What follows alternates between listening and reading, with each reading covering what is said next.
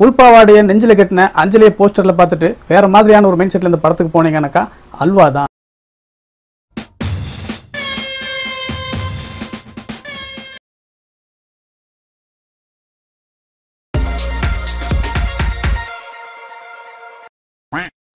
இன்னைக்கு நம்ம பார்க்க போறது பறந்து போ.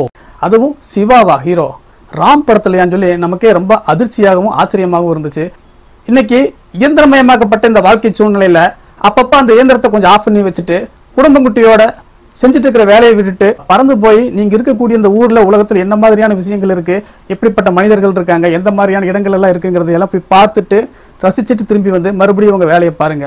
அப்பப்போ இந்த வாழ்க்கை இயந்திரத்தை கொஞ்சம் சுவிட்ச் ஆஃப் பண்ணிட்டு பறந்து போங்கிறத சிம்பாலிக்கா சொல்லக்கூடிய படம் தான் இந்த பறந்து போ.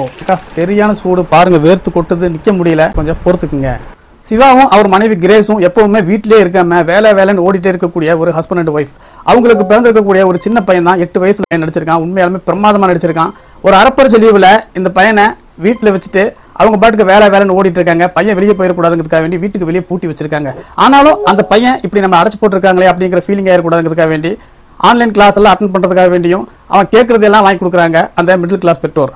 ஆனா ஒரு நாள் அப்பா வந்து நைட்டு தூங்கிட்டு இருக்கும்போது காலையில எழுந்த உடனே அந்த பையன் வந்து அப்பாவுக்கு தெரியாம சாவியை எடுத்துட்டு வெளியே போய் அப்பாவை வீட்டுக்குள்ள வச்சு பூட்டிடுறான். காலை எழுந்ததுக்கு அப்புறம் சிவா பார்த்தானாக்கா பையன் வெளியே போயிட்டு அப்பா உள்ள வச்சு பூட்டிருக்கான். டேய் கதவு திறந்து விடுறான்னு சொன்னப்ப என்னை மட்டும் எத்தனை நாள் நீங்க வீட்டை வச்சு பூட்டிகிட்டே இருக்கீங்க, இன்னைக்கு நீங்க ஒரு நாள் ஃபுல்லா வீட்டுல இருங்கன்னு சொல்லிட்டு அவன் பாட்டுக்கு ஜாலியா வெளியே போய் விளையாடிட்டு இருக்கான். ஒரு கட்டத்தில் ஐயோ என்னடா இப்படி டார்ச்சர் பண்றான்னு சொல்லிட்டு கோயம்புத்தூர்ல ட்ரேட் சென்டர்ல இருக்கக்கூடிய அவங்களுடைய மனைவிக்கு ஃபோன் பண்ணி கேட்டப்ப அவனை பைக்ல லாங் டிரைவ் கூட்டிட்டு போறேன்னு சொல்லி திறந்து விட்டுருவான்னு சொல்றாங்க. சரிடா இன்னைக்கு நம்ம பைக்ல லாங்கா போலான்னு சொன்ன உடனே அந்த பையனும் சந்தோஷமாயிட்டு வந்துட்டு கதவை திறந்து விட்டுறான். இப்படி அப்பாவும் பையனும் பைக்ல ஜாலியா ஒரு ட்ரிப்பு கிளம்பி போறாங்க. போற வழியில இவரோட பைக்குக்கு இஎம்ஐ கட்டாம வசூல் பண்ணக்கூடியவன் துரத்துறான். ஆகா இவனுக்கு வேற செட்டில் பண்ணணும்னு சரி பக்கத்து ஊர்ல இருக்கக்கூடிய நம்ம அப்பா ஊருக்கே போயிட்டு அவர் ஏதாவது பணம் கொடுத்தா வாங்கிட்டு வந்து இந்த பிரச்சனை தீர்த்து விட்டுறலாம்னு சொல்லிட்டு சும்மா ஒரு சின்ன ட்ரிப்பா கிளம்பின ட்ரிப்பு அப்படி லாங் ட்ரிப்பா மாறிடுது. போற வழியில அப்பாவும் பையனும் நிறைய மனிதர்களை பாக்குறாங்க, நிறைய இடங்கள்ல தங்குறாங்க. அப்படின்னு அவங்களுக்கு கிடைக்கக்கூடிய இந்த அனுபவ பகிர்வு தான் இந்த பறந்து போ.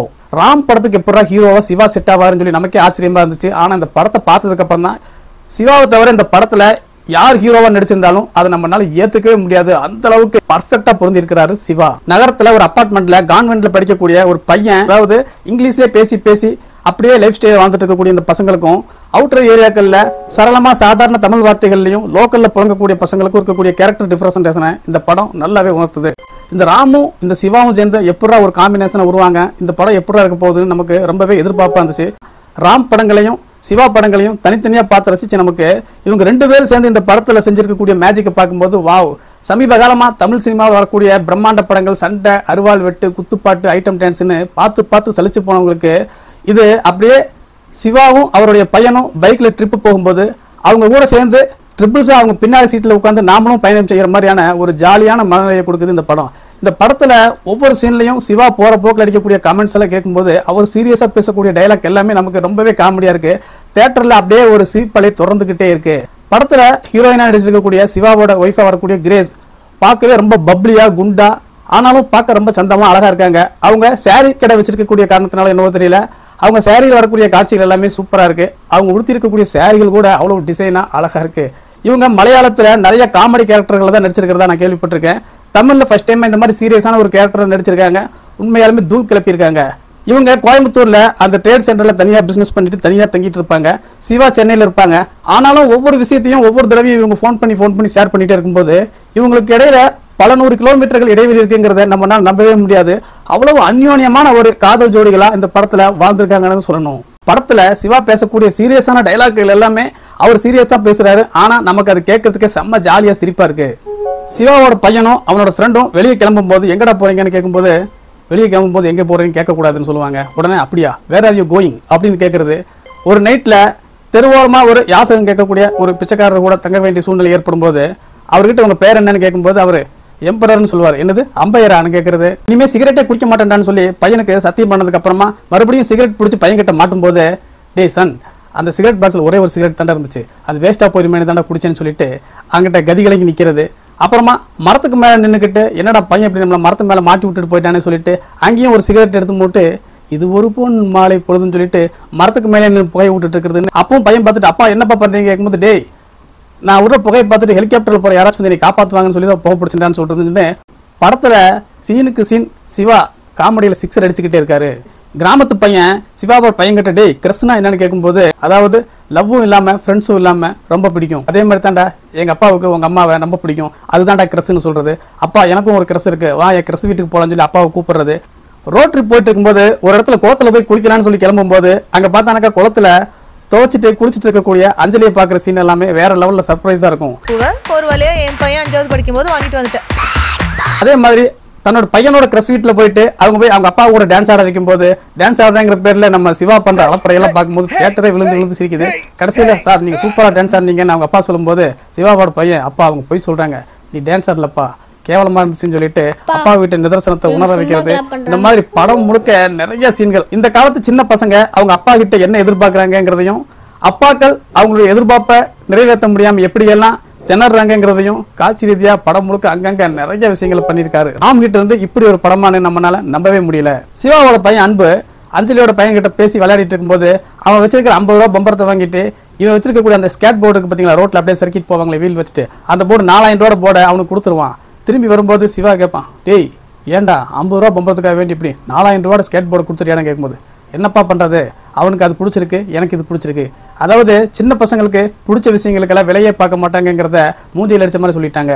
பெரியவங்க தான் நம்ம வாங்கி கொடுக்குற பொருளோட வேல்யூ என்னங்கிறத சொல்லி பெஸ்ட்டாக கொடுக்குறோங்கிற பேர்ல எல்லாம் செஞ்சு கொடுப்போம். ஆனால் குழந்தைகளுக்கு அதில் கிடைக்கக்கூடிய சந்தோஷம் தான் முக்கியம், அதோட விலையெல்லாம் முக்கியமே இல்லைங்கிறத அந்த காட்சியில செருப்பு கழட்டி கண்ணத்தில் அந்த மாதிரி இருக்கும். குறிப்பா இந்த படத்துல சிவாவோட பையனா நடிச்சிருக்கக்கூடிய மிதுல் ரியான் அந்த வயசுக்கே உண்டான குறும்புத்தனத்தோடையும் சுட்டித்தனத்தோடையும் ரொம்பவே சூப்பரா நடிச்சிருக்கான்.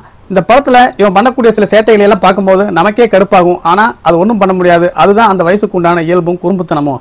இந்த படத்தை ஒரு அப்பாவா இருந்து கவனிக்கும் போது இந்த பசங்களோட குறும்புத்தனத்தை எல்லாம் ரசிச்சுட்டே பார்ப்பாங்க. அதே மாதிரி இந்த படத்தை ஒரு பையனோட மனநிலையிலிருந்து பார்க்கும்போது ஆமா நம்ம அப்பாவும் இப்படித்தான், எதுவுமே சொன்னதே பண்ணி தர மாட்டாரு, பொய் சொல்லுவாரு, தம் அடிச்சுட்டே இருப்பாரு, நம்ம கூட ஷேர் பண்ணவே மாட்டாருன்னு சொல்லிட்டு ரொம்பவே ஃபீல் பண்ணுவாங்க. திருமணத்துக்கு முந்தைய சூழ்நிலையில ஒரு 25 வயசு மதிக்கத்தக்க இளைஞர்கள் வயசு பசங்க இந்த படத்தை பார்க்கும்போது இந்த பையனுடைய அடாவடித்தனமான கேரக்டர் எல்லாம் பார்க்கும்போது உங்களுக்கு ரொம்பவே கடுப்பாகும், பிடிச்சவனுக்கு சப்புன்னு ஒன்று வைக்கலாங்கிற மாதிரி தோணும். ஆனா ஒன்னும் செய்ய முடியாது. இன்னைக்கு காலகட்டத்தில் உங்களுக்கும் கல்யாணம் கழிஞ்சு உங்களுக்கு ஒரு குழந்தை பிறந்து இந்த மாதிரி பையனா வரும்போது அந்த பையனும் இதே மாதிரியான ஒரு சுட்டித்தனத்தோட தான் இருப்பாங்கிறத இந்த காலத்து பசங்க புரிஞ்சுக்கோங்க. ஏன் இப்படி பண்ற நீ? Call your mom. மம்மி வீட்டில் இல்லை மிஸ். மைனாங்கிற கேரக்டர்ல வந்த பொண்ணும் உண்மையாலுமே நம்ம வீட்டு பக்கத்து வீட்டில் இருக்கக்கூடிய ஒரு அப்பாவியான கேரக்டரை அப்படியே ஸ்கிரீன்ல பிரதிபலிச்சிருந்தாங்களோ அந்த பொண்ணும் சூப்பரா நடிச்சிருந்தாங்க. இந்த மாதிரி இந்த படத்துல சின்ன சின்ன கேரக்டர் வந்திருந்த எல்லாருமே அட்டகாசம் பண்ணியிருந்தாங்க. படத்துல நிறைய பாடல்கள் இருக்கு. பாடல்கள் சொன்னாக்கா சும்மா அப்படியே 5 பாட்டு 5 நிமிஷத்துக்கு போற மாதிரி பாடல்கள் கிடையாது. சின்ன சின்ன சம்பவங்களை அப்படியே குட்டி பசங்க இந்த படத்தை பார்க்கும்போது அவங்களுக்கு அந்த சீனோட ரியாலிட்டியை உணர்த்துறதுக்காக வேண்டி நிறைய சின்ன சின்ன பாடல்கள் வச்சிருப்பாங்க.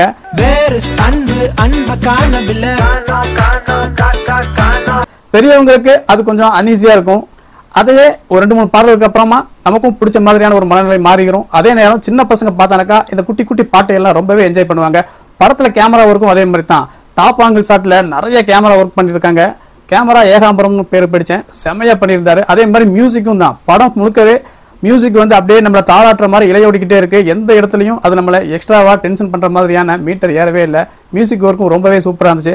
படத்துல சின்ன சின்ன டைலாக்குகள் நிறையவே ரசிக்கிற மாதிரி இருந்துச்சு. சிவாவோட பையனும் அஞ்சலியோட பையனும் மலைக்கு மேல ஏற போய் சிவாவோட பையன் ஒரு செப்பலை தொலைச்சிருவான். கடைசியில டேய் இது 4000 ரூபா செப்பல்டா ஏன்டா தொலைச்சேன்னு சொல்லிட்டு அந்த பையனை உட்கார வச்சுட்டு சிவா போய் மேலே கீழே எல்லாம் ஏறி பார்ப்பாரு, செருப்பே கிடைக்காது.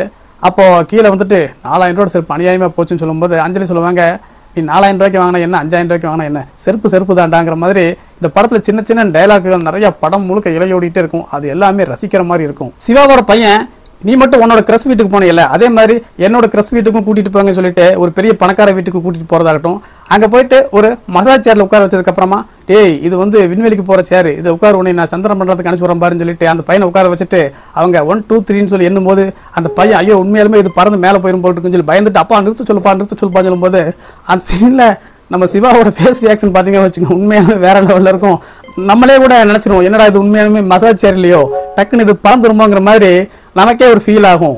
ஏன்னா படத்தோட டேட்ல அப்படி தான் வச்சிருக்காங்க பறந்து போன்னு சொல்லிட்டு. கடைசியில் பார்த்தானாக்கா அவன் டென்ஷன் ஆகி டேய் இது வந்து மசாஜ் சேரா நான் சும்மா சொன்னேன்னு சொல்லிட்டு அந்த பொண்ணோட அப்பா சொன்னோன்னு இவன் டென்ஷன் ஆகி வெளியே போயிட்டு கோவமா உட்காந்துருப்பான். அப்போ சிவா கிட்ட கேட்பான், ஏப்பா அவங்க தான் போய் சொல்லி என்ன ஏமாத்தினாங்க, உனக்கு உண்மை தெரியுமல்ல, நீனாச்சும் சொல்லியிருக்கலாம்லப்பா இது மசாஜ் சேர் தான் சொல்லிட்டு கேட்கும்போது சிவா சொல்லுவார், டேய் நானே கூட சிபிஎஸ் ஆகி அது பறந்துருமோ உண்மையை நம்பிட்டேன்டான்னு சொல்லுவார் பாருங்க. அந்த சீன்ல எல்லாம் அந்த சிவாவோட டைலாக் டெலிவரி, ஃபேஸ் ரியாக்ஷன், அந்த நடிப்பு எல்லாமே எக்ஸ்ட்ராடினரியா இருக்கும். இந்த மாதிரி படம் முழுக்கவே இது சிவாவுக்குன்னு எழுதப்பட்ட ஒரு கேரக்டர். இனி எத்தனை படங்கள் நடிச்சாலும் இந்த மாதிரியான ஒரு கேரக்டர் சிவாவுக்கு கிடைக்கவே செய்யாதுங்கிறது நிச்சயம். Punch dialogue, fight scene, chasing scene, குத்துப்பாட்டு, குலுக்கல் டான்ஸ், ஐட்டம் சாங்னு பார்த்து உங்களுக்கு சலிச்சு போச்சா? காதல்ல தோல்வியா? குடும்பத்துல பிரச்சனையா? தொழில நிம்மதி இல்லையா? ஒரு 2-3 மணி நேரத்துக்கு நிம்மதியா இதெல்லாம் மறந்துட்டு எங்கேயாச்சும் போகணும்னு ஆசையா இருக்குதா? அப்படின்னா நீங்க கூமாப்பட்டிக்கெல்லாம் போக வேண்டாம். ஒரு 150 ரூபா டிக்கெட் எடுத்துட்டு பறந்து போ படத்துக்கு குடும்பத்தோட போனீங்கன்னாக்கா மனசு உண்மையாலுமே லேசாயிரும்.